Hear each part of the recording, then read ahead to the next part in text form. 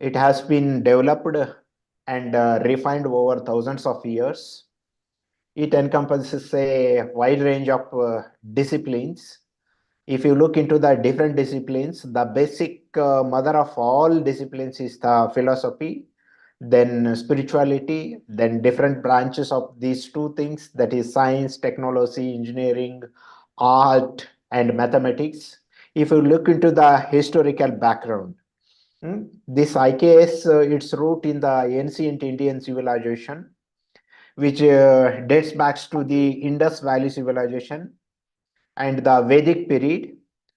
The significant development of this Indian knowledge system during the Vedic period, which are considered the oldest and most sacred text of Hinduism in terms of different scriptures and text or oral things. This Indian knowledge system continued to evolve during the classical period with significant contributions from different scholars. We have a varied different disciplines. With respect to those disciplines, we will see varied scholars during the period like Aryabhata, Varamihira, Charaka, then Shushrut, with the different disciplines, Bhaskaracharya, like that. With all these things, we will see the historical background of this you know Indian knowledge system. After this NEP 2020, Good morning. Good morning, sir. yeah, this Indian knowledge system, one innovative cell has been established in the Ministry of Education as part of this AICTE in October 2020. The main objective of this Indian knowledge system as part of that AICTE in New Delhi to promote interdisciplinary research on all aspects of Indian knowledge system with respect to different disciplines and different branches also, to preserve and disseminate this Indian knowledge system for further research and societal applications with respect to global level, from local knowledge, which is untouched, untapped local knowledge is there, but we need to take care of that in terms of research. We need to disseminate that information to the rest of the world. That's why preserve and disseminate Indian knowledge system for further research and societal applications also.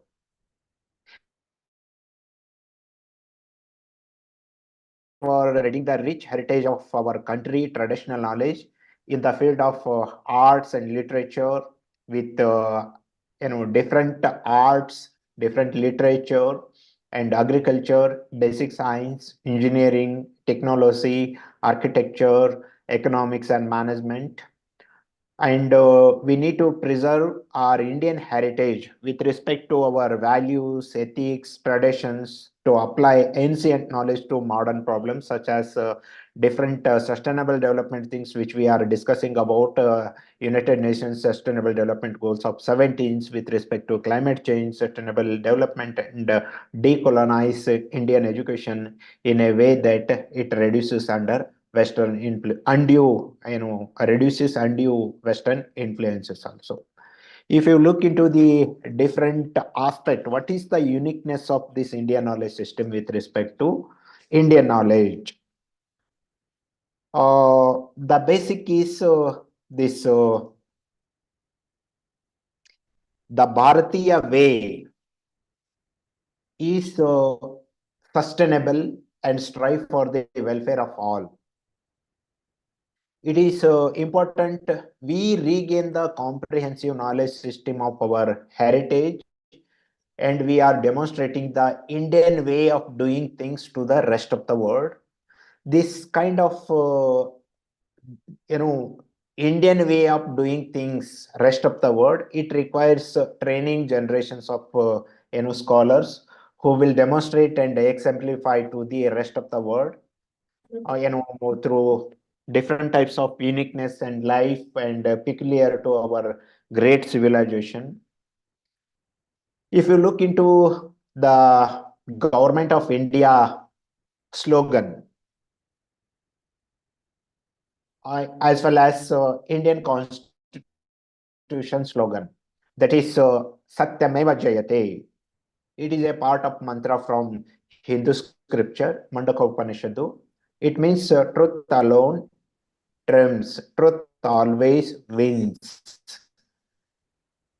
This kind of motto we are having for nation and our constitution and our Supreme Court also we are having that Yato Dharmastate Jayaha. Yato Dharmastate Jayaha. That Yato Dharmastate Jayaha. That means Dharma or righteousness or truth, it alone will prevail. Truth alone triumphs. Truth always wins. Like this, we the Indians, we the highest supreme in the Supreme Court, as yesterday we celebrated, Constitution Day, we talks about Satyameva Jayate. That talks about Satyameva Jayate. That kind of, motto we are having. Truth always wins. Truth alone triumphs. Similarly, if you look into the another that quotation or mantra, that Sarve Janaha Sukhino Bhavantu. This is also a kind of uniqueness in Indian knowledge system. This is the universal message of a well-being. This Sarve Janaha Sukhino Bhavantu is a Sanskrit phrase. It embodies a profound message of universal well-being.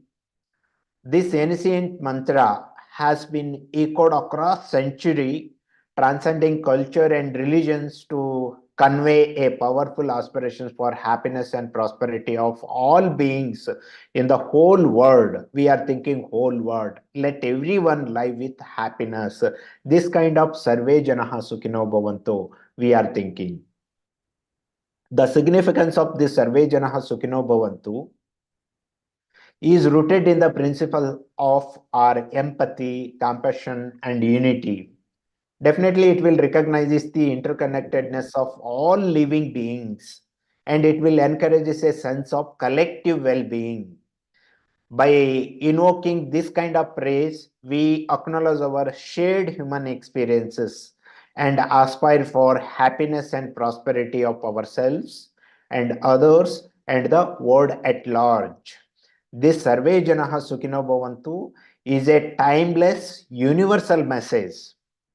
Definitely, it will resonate across different culture, religions, and borders. This may inspires us to cultivate a sense of unity, compassion, and collective well-being, creating a brighter future for all of us on this earth. This kind of message which we are giving through our Indian knowledge system, Sarve Janaha Sukhino Bhavantu. I hope that the most of the participants from Karnataka, almost that when the SP Balasubramaniam, he is conducting that different kinds of his singing competitions, he is using this terminology. Sarve Janaha Sukhino Bhavantu. We are spreading that kind of message or knowledge to rest of the world. That is the uniqueness of our Indian knowledge system. If you look into the third one, Sarve Bhavantu Sukhinaha. This Sarve Bhavantu Sukhinaha, it is a blessings for universal happiness. May all be happy. If you look into the full Sanskrit sloka, Sarve Bhavantu Sukhinaha, Sarve Santu Niramaya, Sarve Bhadrani Pashantu Ma Kachida. We will, recite that mantra, but we are taking Sarve Bhavantu Sukhinaha, Sarve Santu Niramaya. It is a beautiful Sanskrit phrase. It offers a heartfelt blessings for the happiness and well-being of all beings. This Sarve Bhavantu Sukhinaha, ancient mantra, has been used for centuries to spread love and kindness and positivity, promoting a culture of universal harmony. If you look into the significance of this Sarve Bhavantu Sukhinaha, is a powerful expression of benevolence, embodying the principle of empathy, compassion, and kindness. If we recite this praise, Sarve Bhavantu Sukhinaha, we extend our goodwill. We extend our warm wishes to all beings. We will acknowledge our shared human experiences and interconnectedness. This blessing of Sarve Bhavantu Sukhinaha has far-reaching implications in various aspects of our life, from personal growth to global citizenship. In terms of personal growth, it will cultivate a sense of compassion and kindness towards oneself and others. If you look into the global citizenship, it will embrace our shared humanity and striving for universal happiness. This Sarve Bhavantu Sukhinaha is a beautiful, timeless blessings. Definitely, it will resonate across our culture, religion, and borders. Definitely, this mantra will inspire us to spread love, kindness, and positivity, creating a brighter future for all beings. That's why this is also a kind of uniqueness about the Indian knowledge system. Sarve Bhavantu Sukhinaha. May all be happy. If you look into the another praise, that is Vasudhaiva Kutumbakam. This is a legacy of devotion and survive. A legacy of devotion and survival services of human kindness. The whole universe is a family. The Vasudhaiva Kutumbakam is a name synonymous with our devotion, service, and selflessness. If you look into during the COVID-19 period, we the Indians has invented vaccination, but will not used for ourselves only, but we shared with the rest of the world. More than 100 plus countries we shared. We, needy people, we gave that. That's why our feeling is legacy of devotion and service of the rest of the world. The whole world is a family. We are taking care of that. Recently, G20 presidency India has held. During the time also, we have that motto, Vasudhaiva Kutumbakam. One world, one earth, one nation, one future. That is Vasudhaiva Kutumbakam. If you look into this Vasudhaiva Kutumbakam, we the Indians, countless people, lives on this earth, but we are inspiring a legacy of love, compassion, and kindness to the rest of the world. This Vasudhaiva Kutumbakam or Vasudhaiva Kutumbakam, it was a life testament to the power of devotion and service with unwavering dedication. We devoted ourselves to the welfare of others. We are spreading love, care, and support to all those in need. If you look into the philosophy of this kind of selfless service and compassion, it has inspired generations and generations from the ancient period till now also for fostering a culture of empathy and kindness. This Vasudhaiva Kutumbakam achievement or a tribute to our tireless efforts and commitment. Some of our notable contributions including establishing institutions for education, healthcare, and social welfare. The most of the institutions have the motto of this Vasudhaiva Kutumbakam, providing sustenance and support to the underprivileged and marginalized people in the countries and rest of the world. We will promote and they promote the spiritual and cultural heritage through various initiatives. If you look into this legacy of Vasudhaiva Kutumbakam, it will continue to inspire and motivates people from all walks of our life. Our selflessness, our devotion and kindness have created a ripple effect of love and compassion, touching hearts and transforming lives of the rest of the world. If you look into this Vasudhaiva Kutumbakam life and philosophy, definitely it will serve as a beacon of hope and inspiration.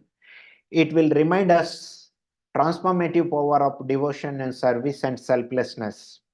Definitely, this legacy continues to guide us on our own path of service and compassion.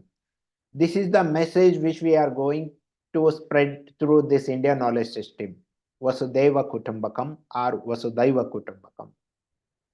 Even we are talking about one more Karmanye Vadikarastu Mapaleshu Kadachana.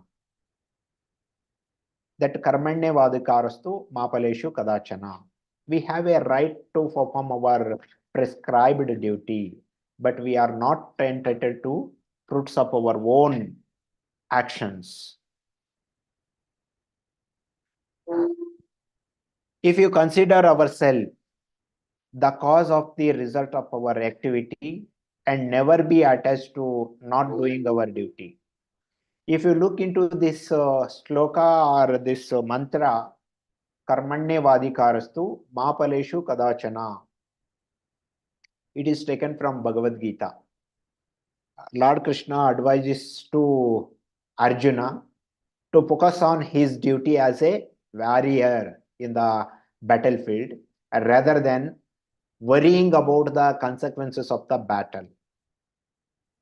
He's fought against Kaurava. Those are the relatives. Even in opponent, they are having gurus also. But he is thinking, but Lord Krishna has suggested this phrase, Karmanye Vadikarastu Mapaleshu Kadachana. Do your duty. Leave rest of the things. This verse applies universally, guiding individuals to adopt a selfless and detached approach to our actions. It will emphasize the importance of detaching ourselves from the outcome of action. Definitely, it will advise us focus on performing our duty, that is Swadharma, without worrying about the result. That is our Dharma, Swadharma. Don't be motivated by personal gain or attachment to success, but we need to perform our duty. That is the Swadharma. We need to recognize the outcome of actions is beyond our control. Beyond our control. Let go of ego and the desire for recognition. If you look into this verse, that is we are calling Swadharma or Nishkama Karma. That is the what we are calling Karmanye Vadikarastu Mapaleshu Kadachana. Nishkama Karma. That is selfless action, selflessness action. It will encourage individuals to focus on our processes, not on the product or not on the outcomes. By doing this kind of Nishkama Karma, we need to cultivate mental peace and clarity to develop detachment and objectivity, to perform our actions with integrity and sincerity. This kind of message which is given by Indian knowledge system. But if you look into the rest of the world, there is nowhere we will get this kind of knowledge. That's why we are performing Nishkama Karma, that is Swadharma, that is Karmanye Vadikarastu Mapaleshu Kadachana. Like this, if you look into the another verse, that is Vidya Dadati Vinayam. Knowledge generates humility. Right now we are in the field of education, might be the different disciplines. Through this education, we need to develop humility among the learners. Humility among the learners. That is the motto of education. Vidya Dadati Vinayam. If you look into the whole stanza of this Vidya Dadati Vinayam, Vidya Dadati Vinayam, Vinayadiyati Patratva, Patratvatu Dhanam Pnetu, Dhanatu Dharmam Tataha Sukhaha. This is the very beautiful Sanskrit mantra. It talks about the way of life through education. Through education, we'll get the humility. Once we have the humility, we'll get the abilities, our competencies, our skills, our knowledge, and wisdom. Through that, we are able to perform certain duties. Through that duty, we are earning something. By earning something, we are not keeping with us all earned things, but we are keeping with us what are the needed for us, but rest of the things we are serving to the rest of the world. If we serve that earned material or earned money or earned anything, we will get the satisfaction. That is the way of education. This kind of message is given by Indian Vinayam. Vinayadi yati patratva, patratvatu dhanam pnetu, dhanatu dharmam tataha sukhaha. We need to understand as a teachers of higher education, we need to spread this kind of message to our young generations. Like this, we need to have a treasure of knowledge, treasure of wisdom in Indian knowledge system. We need to understand these are the samples which I am presenting before you. Similarly, karmanye vadikarasya mapaleshu kadachana nishkama karma. We are right to perform our prescribed duty, but we are not entitled to the fruits of our actions. Similarly, anubhadro karto yantu vishvataha. This is the universal prayer for wellness. Let noble thoughts come from all directions. We, the Indians, are open minded. We are accepting good things from everyone, every person. That is Anubhadro Karto Yantu Vishvataha. It is a powerful Sanskrit mantra. It is resonates with the profound message of wellness and prosperity for all of us. If you look into this Anubhadro Karto Yantu Vishvataha, it is recited a long century back, seeking the well-being of individuals and communities and world at the large. If you look into the significance of this mantra, it will embodies the universal aspirations for the well-being of all beings. We, the Indians, acknowledging our interconnectedness and the collective desire for happiness and prosperity. By reciting this Anubhadro Karto Yantu Vishvataha, we invoke the energies of the universe to foster a culture of wellness, culture of harmony and balance. This message, Anubhadro Karto Yantu Vishvataha, has far-reaching implications in various aspects of our life. If you take our personal growth to global citizenship, it will cultivate inner wellness and happiness through this mantra. It will nurture harmonious connections and prosperity within the community. It will foster collective well-being and social cohesion in the society. It will lead to global citizenship. It will embrace our shared humanities and striving for universal wellness. This kind of message which we are passing through. Yeah. Any question? Any doubt? Yeah. This kind of ancient knowledge we are having. This is the timeless and universal prayer. Definitely it resonates across culture, religion, borders. This may ancient mantra inspires us to cultivate a culture of wellness, harmony, and balance. We need to create a brighter future for all of us through this kind of Anubhadro Karto Yantu Vishvatha. Let noble thoughts come from all directions to keep open our mind. We need to collect good things from each and everyone. We need to choose rightly. We need to use that by using our wisdom. This kind of Indian knowledge system we will see in our different kinds of scriptures. If you look into this Indian knowledge system with Indian civilization has accorded immense importance to this knowledge. It's amazingly vast body of intellectual text. The world largest collection of different kinds of manuscripts are available.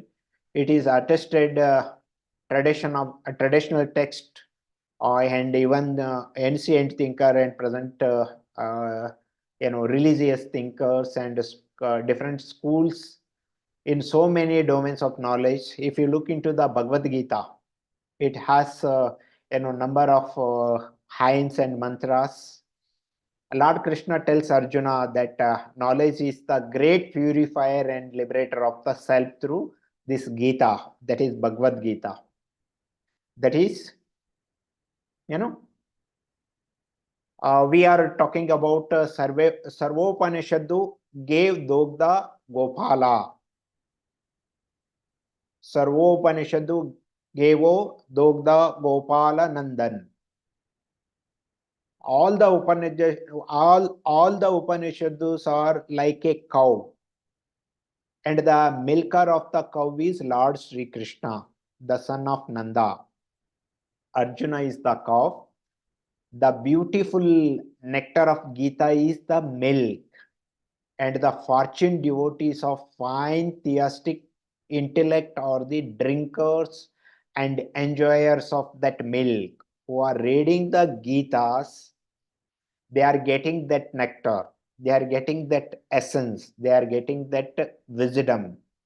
That's why the collective wisdom from different Upanishads are abstract form in Gita. It has been formed by Arjun. It has been Lord Krishna has collected that. If you look into this kind of Indian knowledge system rooted in the ancient text like Veda, it encompasses a vast array of different disciplines as different science, technology, philosophy, mathematics, astronomy, medicine, spirituality, even traditional philosophy like Vedanta, Yoga, Tantra, Mantra, Yantra, along with the different schools of philosophy like Sankhya, Yoga, Nyaya, Vedanta, Vaishashika, Mimamsa. We need to explore all these things. Once the Acharya Chanakya talks about the characteristics of the learners. Acharya Chanakya, the Shankaracharya. Shankaracharya, the renowned Indian and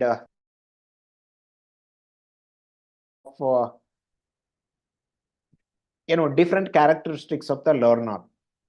Majorly 4 characteristics of learners he has present before the learners. That is the Patanam, Mananam, Chintanam and Sankirtanam. Patanam, Mananam, Chintanam and Sankirtanam. Patanam means listening. Adi Shankaracharya stressed the significance of listening to sacred scriptures, Guru teaching and wise counsel. We need to listen that. That is the Patanam. Listening is the foundation of learning. Listening is the foundation of learning. It will allow us to absorb knowledge and wisdom. That's why we need to listen, listen, listen. That is Patanam. Second is the Mananam, reflection.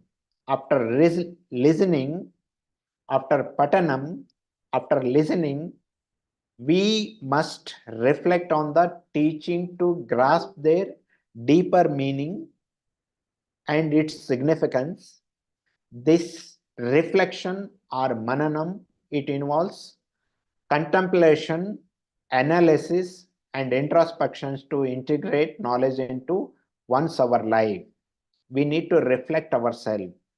We need to understand the things that will be converting in knowledge, will be converting into wisdom. Patanam, knowledge, reflection that will create the wisdom.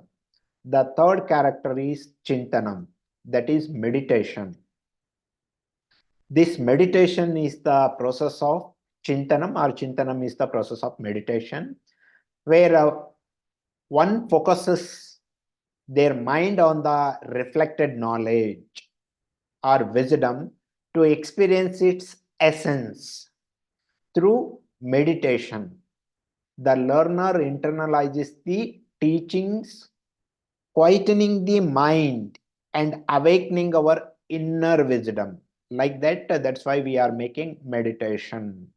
Meditation means not simply by sitting and closing eye and making the breathe, but we need to what we listen, what we reflected, we need to make meditation on that, which is right, which is not right, how to make the things right. We need to make proper channelizing our knowledge. That is the way of meditation. That is Chintanam. The same thing suggested Adi Shankaracharya during the long back. Similarly, the last attribute of the learner is the Sankirtanam. Once we listen, reflect, and meditate, next step is the fourth step is the Sankirtanam. That is sharing. Once we have that knowledge, once we have that reflection, once we have created that wisdom, then we can share that wisdom with the rest of the world. The final step is this is share Sankirtanam. Acquired knowledge, sharing the acquired wisdom with rest of the world. This Sankirtanam or sharing trait, it will encourage learners to become a teacher, a guru.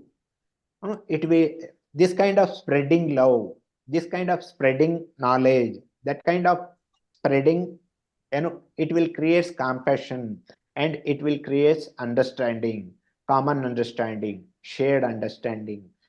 Let us think about this kind of traits or characteristics or attributes of the learners of 21st century. Patanam, Mananam, Chintanam, Sankirtanam. Not only for storing the information, but we need to understand, we need to understand, we need to reflect, we need to meditate, we need to share. This kind of education we needed. This kind of education we needed, but this kind of vast array of hidden knowledge is there in Indian knowledge system. That's why we need to learn and we need to lead the whole rest of the world by using Indian knowledge system. If you look into this, Indian knowledge system is a collective range of Indian knowledge. It has exhibited in the systematized way of knowing, starting from the oldest composition of knowledge, that is Vedic literature, to the country's native and tribal folklore. The Indian knowledge is spread as a spectrum, like as we saw with different this kind of uniqueness in Indian knowledge system. This is the spectrum of knowledge, the light of knowledge, the light of knowledge. There is a vast repository of this kind of Indian knowledge available, not only in Sanskrit, it is available in Pali and Prakrit, but also in all native Indian languages. We the Kannadigas, we the Tamilians, we the Malayalis, we the Marathi, Gujaratis, and rest of the world. But every language is having its own knowledge, a repository of local knowledge. This has been remaining unexplored for the last several decades, but we need to tap that, uncover that, discover that, untouched knowledge, local knowledge. Through this, we can take initiation for research and to disseminate rest of the world. This Indian knowledge encompasses the foundational knowledge with respect to different disciplines. It evolved, over a millennium and millennium. It has a wide range of several branches. If you look into the astronomy, Ayurveda, yoga, mathematics, computing, language, linguistic, metallurgy, Rasashastra, public administration, war technology, management, science, and many more, almost all branches of the present 21st century, the different advanced branches already it is there in our Indian knowledge system in one or the other way. We are talking about multidisciplinary education. Already it is there in the ancient period education. If you look into the Nalanda, Takshashila, Vikramashila, Ujjaini, those are the topmost institutions in the ancient period. The rest of the world peoples are coming for their specialized education to those institutions. Topmost universities in our countries during the ancient period. But right now we are not figured out in the topmost 200 universities, but already we had that position in the ancient period, but we need to regain that. Similarly, once what is this Indian knowledge system? The Sri Aurobindo has said about in his letter in India's rebirth in 1905 about what is Indian knowledge system. We Indians, born and bred in a country where jnana has been stored and accumulated since the race began, since the human race began, and bear about in us the inherited gain of many thousands of years. That kind of every knowledge accumulated with Indians, this Indian knowledge system, it will contribute to the various field, including understanding planetary movement, solar centric world, shape and diameter of the earth, the nature of planet, nature of herbs, herbs and trees, skills of surgical procedures with respect to medical, discovery of zero in mathematics, decimal system of numerals, approximation of algorithm for computation of pi, Panini universal grammar, method of steel making, good governance and taxation of Kautilya or Chanakya, what not it includes. It includes each and everything. This is the huge, repository of knowledge. If you look into the Vidyasthana, I will discuss those 18 Vidyasthanas on 30th, details about those 18 Ashtadasa Vidyasthana. The school of learning were part of ancient Indian education, which were taught in Nalanda, Vikramashila, Ujjaini, and other centers of learning in the ancient period. The art and architecture, science and technology, craft and engineering, philosophy and practices had been the source of India's reputation in the whole world. It has attracted not only learners to gain, but also invaders to ruin our country. That's why they came and conquered our country. They took everything. They destroyed our, system, Indian system, indigenous system. The knowledge was the power and wealth of our country, but we need to take care of that. Today this Indian knowledge system base is much needed for knowledge diplomacy, which is going to rule the international relations in future world. That's why our present prime minister is doing that. We need to join our hand to give our soldiers to present system. That kind of knowledge diplomacy we need to create instead of wealth or instead of any material, but we need to make a knowledge diplomacy which is going to rule the international relations in the future world. Definitely it is true knowledge diplomacy. Nobody can replace that. This is what brings the power to any country. That is only knowledge, that is only wisdom. That knowledge and wisdom diplomacy is going to rule the international relations in the future world in the 21st century. India has such a treasure of knowledge. India has such a leaders. We need to enshrine and reach the Indian civilization from through our civilization. Right now we regain, we need to you know bring back that heritage into our education through our education system. Why this Indian knowledge system is necessary? Once Kautilya or Chanakya, he talks about the graduate characteristics. As Adi Shankaracharya said, that is Patanam, Mananam, Chintanam, and Sankirtanam. Patanam, Mananam, Chintanam, and Sankirtanam. Similarly, this Chanakya or Kautilya has given three major characteristics to the learners or graduate, whether undergraduate or postgraduate or teachers also. Vidya, Viveka, Vichekshanata. These are the three basic characteristics we need to develop among our learners through our Indian knowledge system, way of Indian. Vidya, creation of new knowledge, not only storing the knowledge or not only collecting and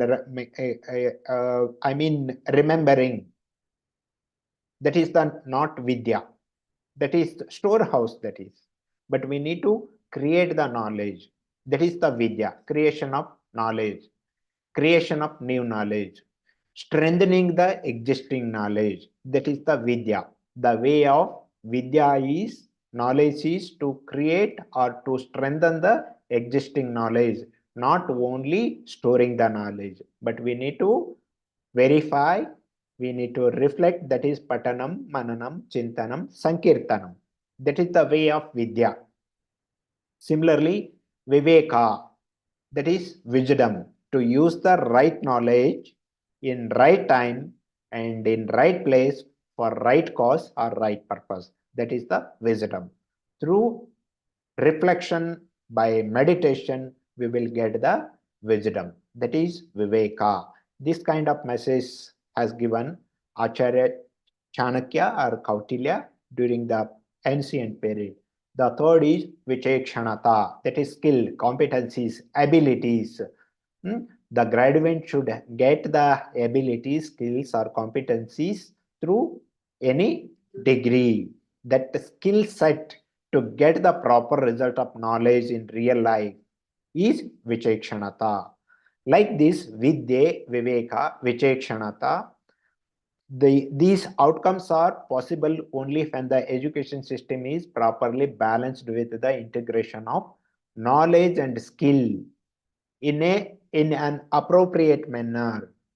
We are in the transit of reforming our education system through this NEP 2020.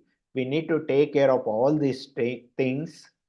We are in reforming in today education. The organization of knowledge content, what to know, has taken over the best of knowledge seeking, that is enquiry. How to know, what to know is outed, how to know is the importance. The entire Indian knowledge tradition has always been focused on how rather than what. That English knowledge, it is opposite, what rather than how, but we are focusing on how rather than what.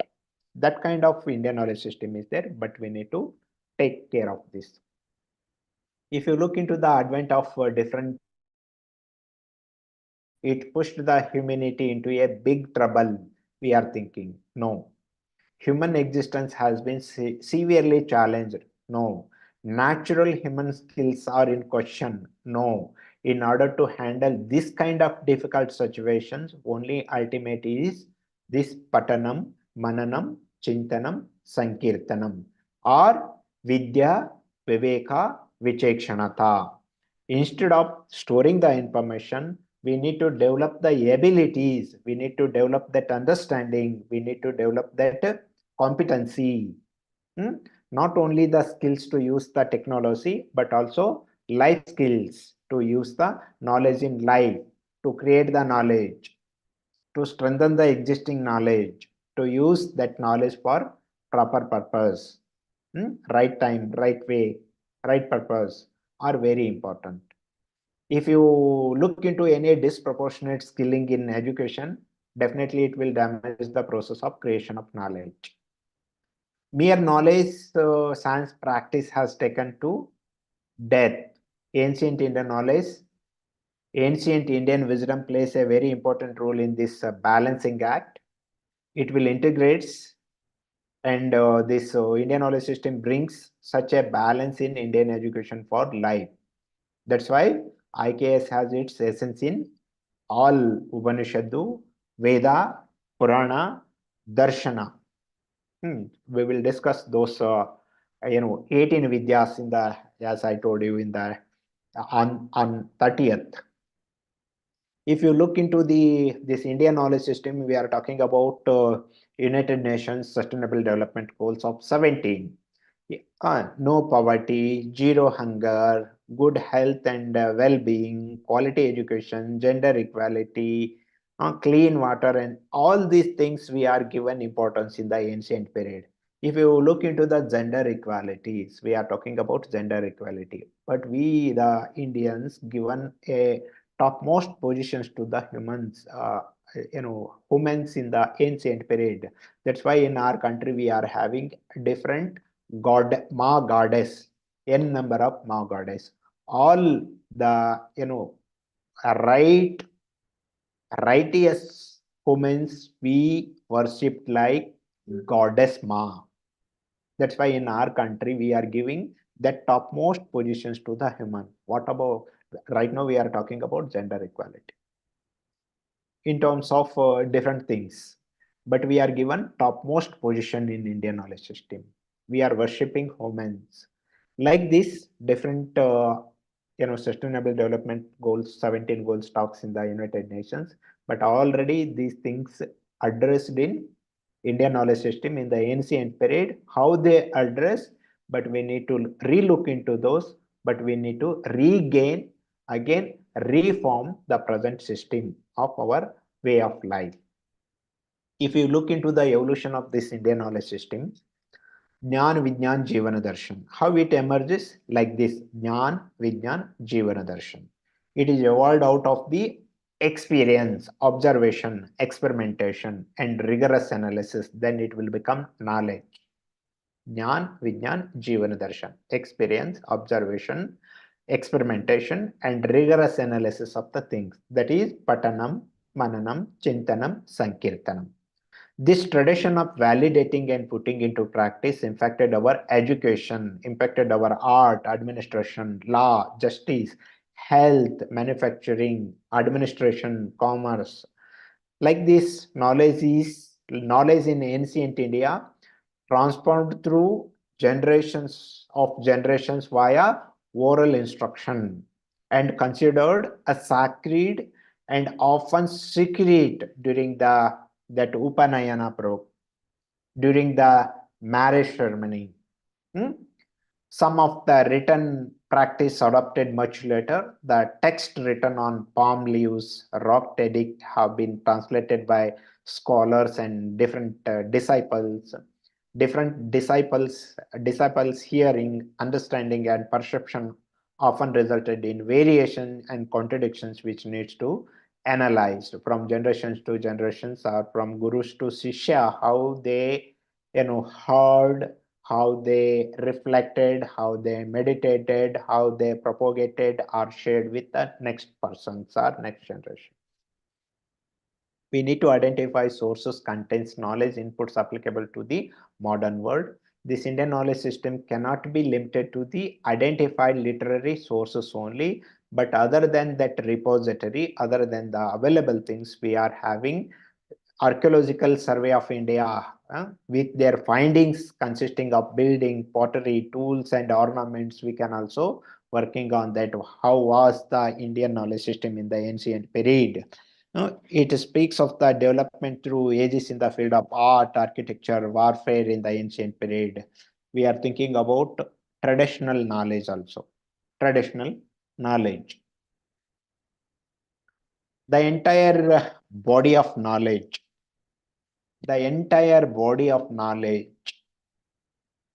organized knowledge is divided into two sets in the Mandaka Upanishadu. Those two sets are Paravidya and Aparavidya.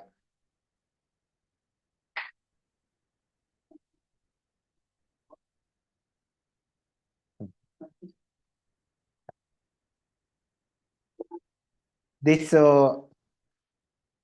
two sets of knowledge, that is Paravidya and Aparavidya.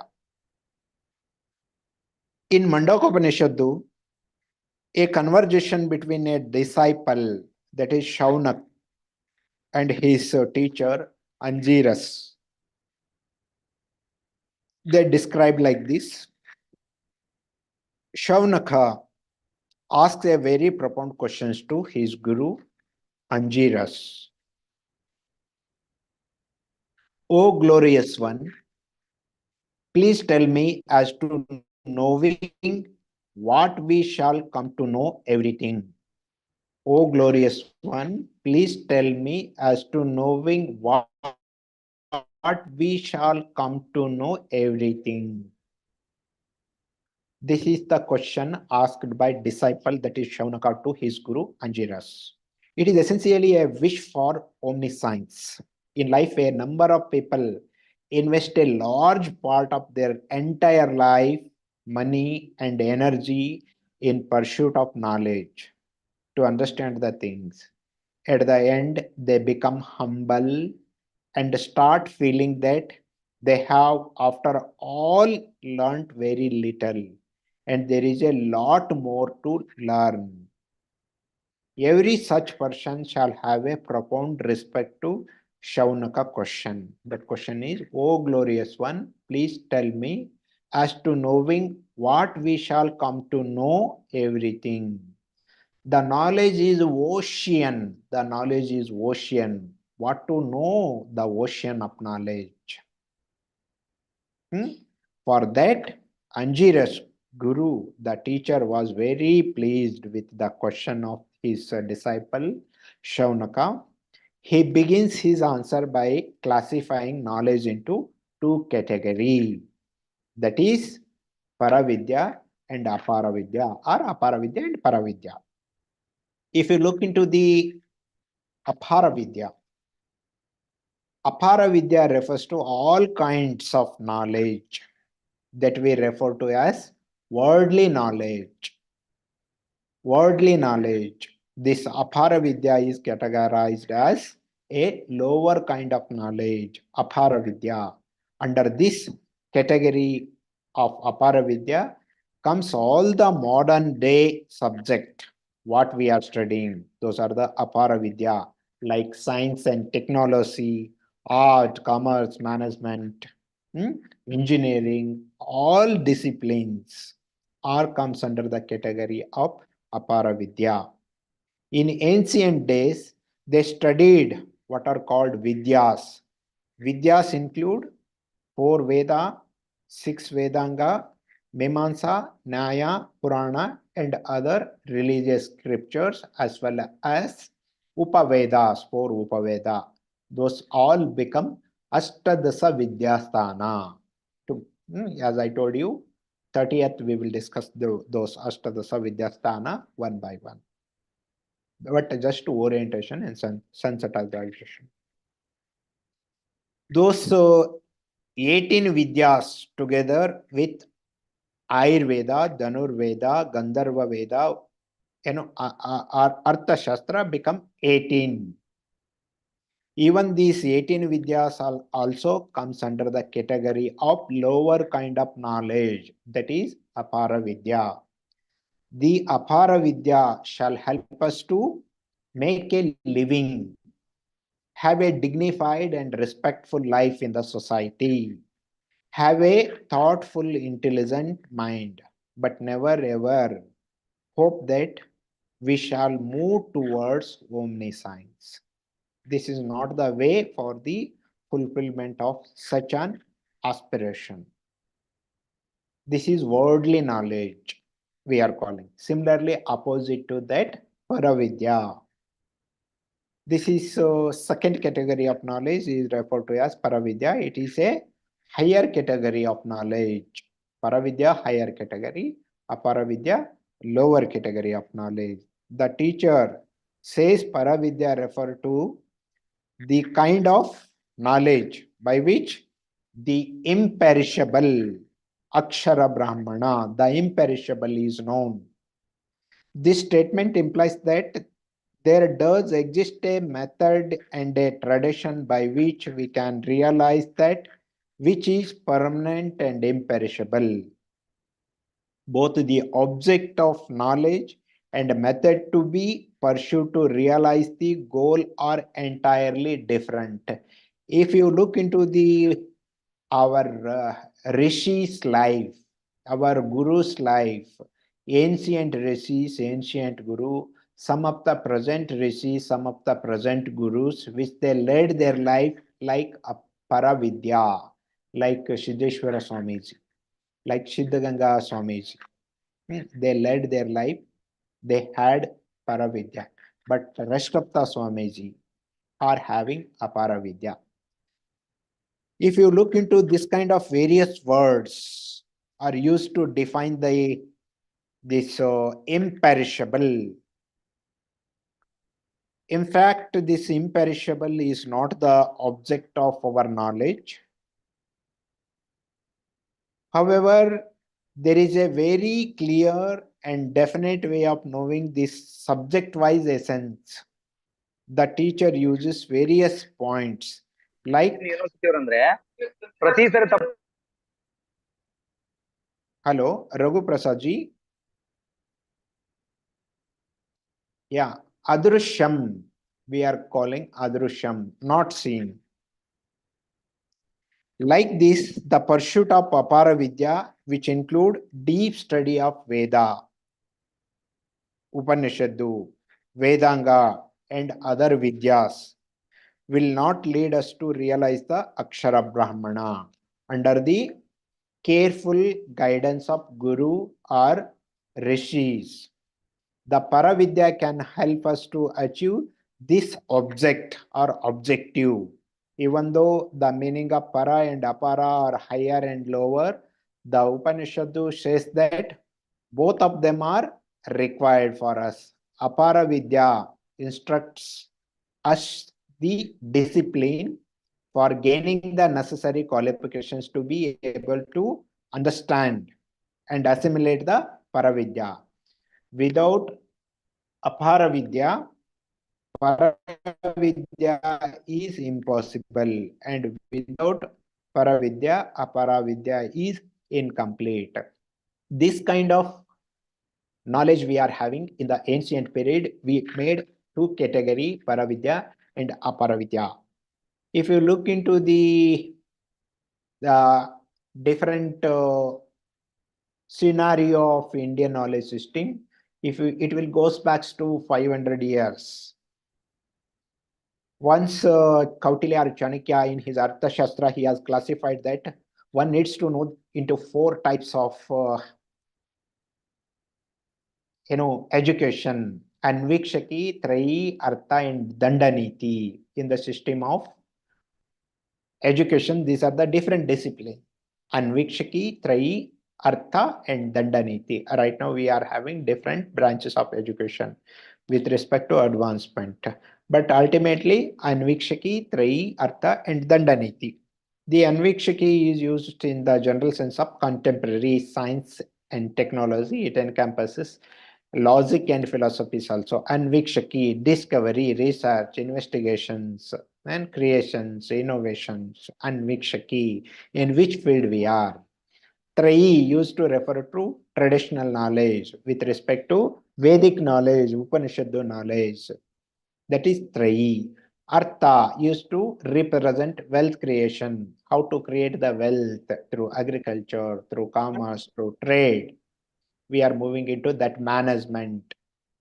Dandaniti, administration, used to represent politics and public administration. That is the Dandaniti. In the ancient period, we are having these four branches, four types: Anvikshaki, Trayi, Artha, and Dandaniti. We are divided into different things. These are the classification of knowledge in the ancient period by Acharya Chanakya. If you look into the Indian knowledge system with different schools like Veda and different branches of philosophy, 6 schools of Indian philosophy, that is Yoga, Nyaya, Vaishashika, Mimamsa, Vedanta, and Sankhya system. These are the ancient texts like Vedas encompasses a vast array of disciplines such as philosophy, science, mathematics, astronomy, medicine, and spirituality. The philosophical traditions like Vedanta, Yoga, Tantra, Mantra, Yantra, along with the 6 major schools as presented before you. These are the ancient Indian knowledge, the way of getting the knowledge through these different branches. If you look into the welfare of the society or welfare of the community through this Indian knowledge system, wealth, health, and wellness, traditional knowledge of in mathematics, traditional medicine, yoga, and Veda, preserving our art, culture, and traditions, ancient structures and designs with respect to architecture of our ancient period, architectures of different ancient temples, and astronomy, conscious studies. These all comes under the Indian knowledge system with different branches. If you look into the different key features of this Indian knowledge system, the holistic approach, spiritual foundation, interdisciplinary approach, emphasis on experience. These are the key features. Look into the holistic approach. This Indian knowledge system emphasizes a holistic approach to knowledge creation, gaining the knowledge, creation of the knowledge, recognizing the interconnectedness of all the things with respect to holistic approach. As we discussed about this Patanam, Mananam, Chintanam, Sankirtanam, that is the way of holistic approach. We need to have that holistic approach. That is the personality development, all-round development of the learners. Another is spiritual foundation. Knowledge is rooted in spiritual principles, recognizing the ultimate reality as a unified, all-pervading consciousness, omniscience that leads to para vidya. That kind of spiritual foundation is there in our Indian knowledge system. Then interdisciplinary, we are talking interdisciplinary, multidisciplinary, transdisciplinary. This interdisciplinary Indian knowledge system categorized by this interdisciplinary approach, recognizing the interconnectedness of different disciplines. If you look into the art, different 64 forms of arts was there in the ancient period with Nalanda, Takshashila, Vikramashila, Ujjaini, ancient period. Those are the interdisciplinary and multidisciplinary institutions. This interconnectedness is with the different disciplines and branches. This is the key feature of Indian knowledge system. Right now, through NAP 2020, we are again coming back to this kind of multidisciplinary and interdisciplinary education. We are giving emphasis on experience-based learning, hands-on experience, experiential learning. This Indian knowledge system places a strong emphasis on personal experience and direct perception, direct experience, rather than relying on theoretical knowledge, but we need to have a practical hands-on experiences. Through that, we are getting certain abilities. Through that, we are getting certain skills. We need to emphasize on experience-based learning rather than theoretical. These are the some basic features of our Indian knowledge system. Holistic approach, spiritual foundation, interdisciplinary approach. We are emphasizing on experiential learning. Like this, if you look into the different disciplines of Indian knowledge system with some Vedas, the Vedas are the oldest and most sacred text of Hinduism, containing knowledge on spirituality, philosophy, and ritual practices with respect to different four Veda. Similarly, Ayurveda, this is the traditional system of medicine in India, emphasizing a holistic approach to health and wellness. If you look into this kind of universal message through Ayurveda, if you look into our Vedic, this yoga or Ayurveda, prominent places with respect to Sushrut and Charaka, they gave certain treaties through their Ayurvedic system. They used the best Ayurvedic herbs during the ancient period. Till now also we are using like ashwagandha, bittermillen, turmeric, holy basil, tripalline, tricatu. These are the 6 basic herbs we need to grow, we need to use in our routine life, then we can avoid certain diseases. That is the way of holistic health approach or holistic approach to health and wellness. Even they talked about this Ayurveda deeply rooted in the principles of natural healing and balance. It will focus on the interconnectedness of our mind, body, and spirit. Interconnectedness of mind, body, and spirit. This is the natural healing and balance. This Ayurveda is a state of balance between mind, body, and spirit. This is the balance between the 3 dosha, Vata, Pitta, and Kapha. If any dosha is there or imbalance is there between Vata, Pitta, and Kapha, the person will suffering from disease. That is the imbalance in these Vata, Pitta, Kapha is believed to be root cause of any disease. Even Vata means air and space borne. If you look into Pitta, fire and water borne. Kapha, if you look into earth and water born, means the Panchabhuta. If any imbalance with us, that will leads to disease, whether it is Vata or Kapha or Pitta, or imbalance between these three that leads to disease. This kind of holistic approach was used in the ancient period. This is the best discipline in the field of medicine.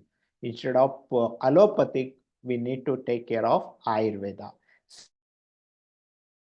So meditation, exercise to body, exercise to our mind, exercise to our spirit, exercise to our physical bodies also. That is yoga. Yoga is a physical, mental, spiritual practice that aims to unite individual self with ultimate reality, mind, body, and spirit, interconnectedness with these things. That is the yoga. Jyotisha is the traditional system of astrology in India, recognizing the interconnectedness of the macrocosma and microcosma. We, the Indians, they invaded the whole, the astronomy through Jyotisha. They prediction Jyotisha we are calling. Similarly, Ganit, mathematics, is the traditional system of mathematics in the India, making significant contributions to the development of mathematics and astronomy. If you look into the ancient period, different mathematicians they have contributed to the our Indian. If you Bhaskaracharya and Varamihira, they contributed a lot of things to the mathematics. If you look into the contributions to Indian knowledge system, zero and decimal system has contributed to by the Indian. The concept of zero and the decimal system were developed in ancient India, revolutionized mathematics and astronomy through these two things. One is decimal system, another is the zero contributions to the world by Indians.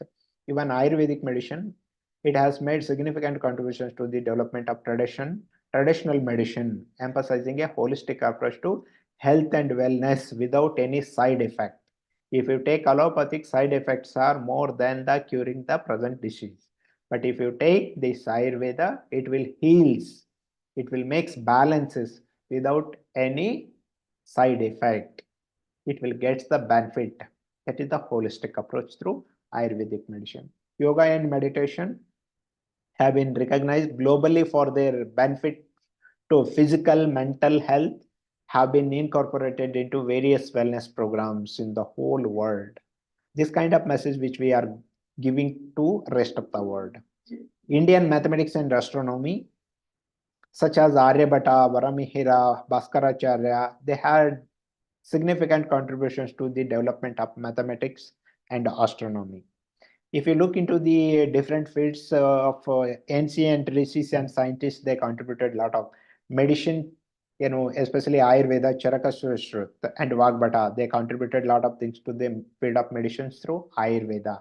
Mathematics and astronomy, Aryabhatta, Brahmagupta, Bhaskaracharya, Varamihira, Mahavira, Bhaskara and Bhaskaracharya both are same. They contributed to the field of mathematics and astronomy. If you look into the physics, Khana, atom, his contribution, Kanada, that is physics contribution. Nagarjuna, Rasa Shastra, that is Nagarjuna, chemistry.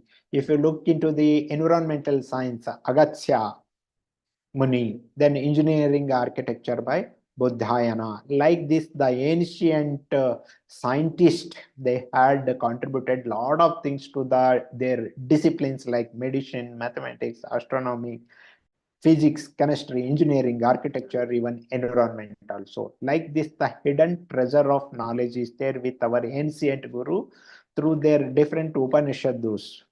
We need to revisit, we need to take the knowledge from that, we need to,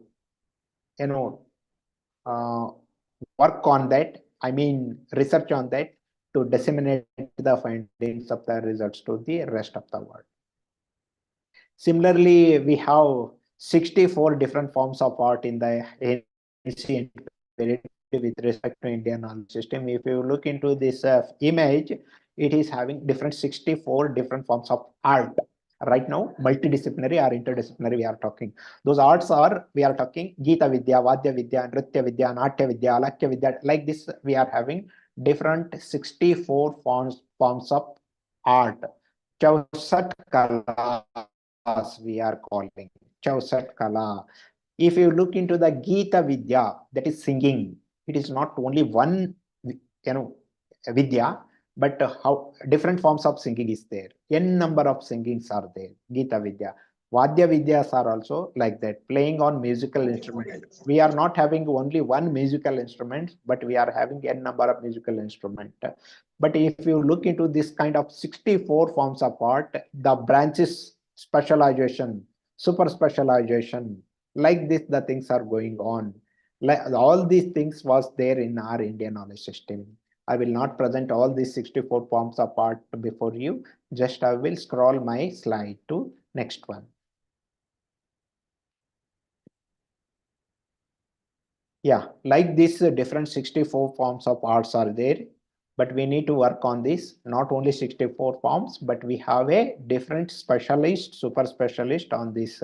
Similarly, with respect to Indian knowledge system, Panchakosha, Panchaprana, Panchakosha Tattva is there, Pancha Mahabhutas are there, Pancha Pranas are there, but we need to take care of this. The time is running, but I will not elaborate these things. These are also very important things with respect to our body.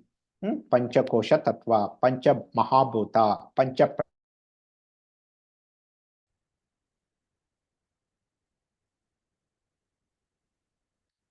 We the teachers in the 21st century, we the Indian teachers, we have a huge demand for rest of the world, but we need to take care of Indian knowledge, but we need to take care of our values, ethics and traditions. Definitely we will take care of rest of the world, as the ancient teachers are role model to the rest of the world, like Aryabhata, Bhaskaracharya, Brahmagupta, Pingala, Guru Mahavira, Charaka, Sushruta, Kanada, Nagarjuna, Varamihira, Chanakya, Vishnugupta. They are the brand ambassador in the ancient period. We need to take some inspirations from these legends, how they mentored their students in the ancient period. And Adi Shankaracharya, Panini, Patanjali, Bhaskaracharya, Ramanujacharya, how they mentored their student. From across the world, students are coming to quench their thirst of knowledge, to gain knowledge, wisdom, skill, competency, capabilities, abilities in their respective field of art, as we discussed the different 64 forms of art. With respect to medicine, art, music, mathematics, science, astronomy, all these things. We are in the 21st century. We, the Indians, we need to encourage our students to untangle the confusion in these disciplines behind the brilliant inventions of creation of Indian of East years. We have a vast area of knowledge, but we need to relook into that. We need to work on that. We need to research on that. We need to disseminate the reality findings of the things to rest of the world through our Indian knowledge system. Definitely we will become a topmost in the world. With this, I would like to thank organizer, especially Dr. Nanjundeswamy sir, Thanks, and sir. participants. If you have any questions